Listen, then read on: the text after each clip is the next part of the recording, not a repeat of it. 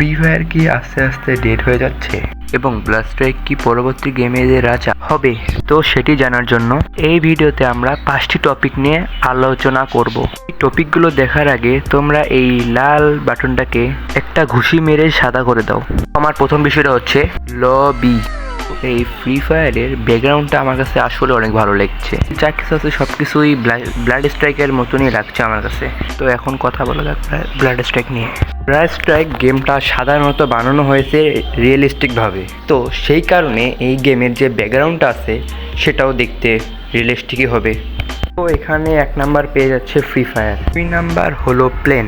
এইটা হলো বর্তমান ফ্রি ফায়ারের প্লেন। আমি একটা জিনিস বুঝি না, আসলে এটা কোন দিক দিয়ে দেখতে একটা প্লেনের মতন লাগে, এখানে কোনো লজিকই নেই। এইটা হচ্ছে ব্লাড স্ট্রাইকের প্লেন। ব্লাড স্ট্রাইক যেহেতু একটা রিয়েলিস্টিক গেম, সেই কারণে এটার প্লেনটা আসলে অনেক ভালো, আর এই কারণেই আমার এই প্লেনটা অনেক ভালো লেগেছে। এই কারণে ব্লাড স্ট্রাইক পেয়ে গেল 1 নাম্বার। তো আমার 3 নাম্বার বিষয়টা হলো গান। এই সবগুলোই ফ্রি ফায়ারের ইভো গান। তো চলো সবগুলো দেখে নেওয়া যাক।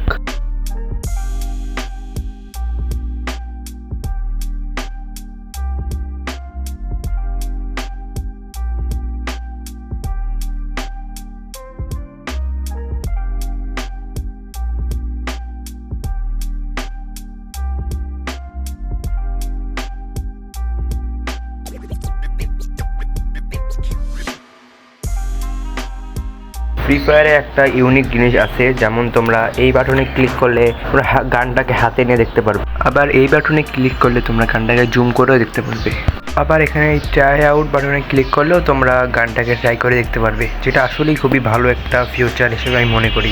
এগুলো হচ্ছে ব্লাড স্ট্রাইকের ইভো গান। সত্যি কথা বলতে এখানকার যে গানগুলো আমার কাছে বেশি একটা ভালো লাগে নাই, আমার কাছে ফ্রি ফায়ারের গানগুলো বেশি ভালো লাগছে।